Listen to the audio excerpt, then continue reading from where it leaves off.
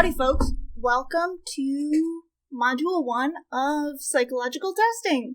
In this module, we are going to talk about the foundations and nature of testing. If my mouse would...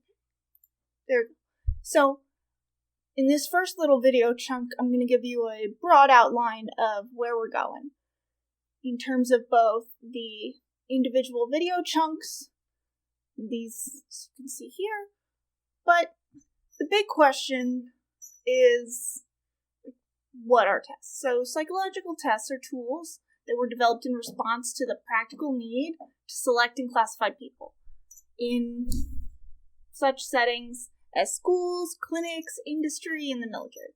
This fact is largely responsible for the popularity and growth of psychological testing, and for many of the weaknesses that became inherent to their use. So testing has been applied to counseling individuals with regard to their life choices, as well as used to improve self-knowledge and personal development. In addition to the applications to the solution...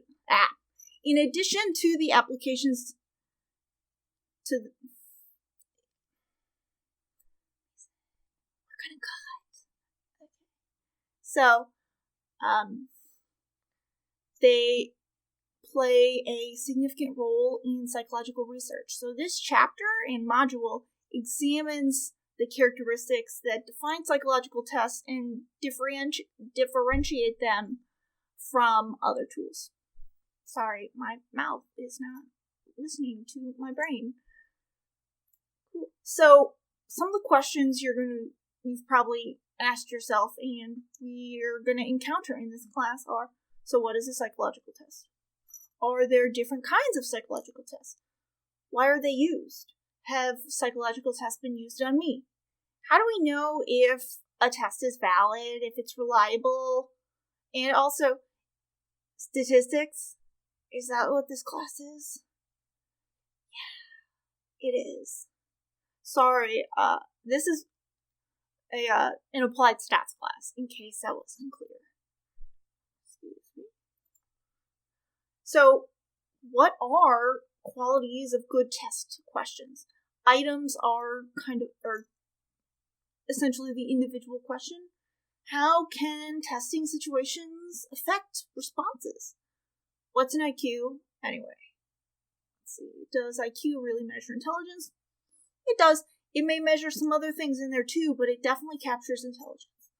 And should schools really care about my SAT, GRE, LSAT, MCAT?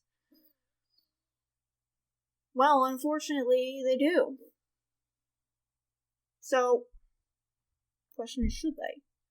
Now, this is the last batch of questions, I swear.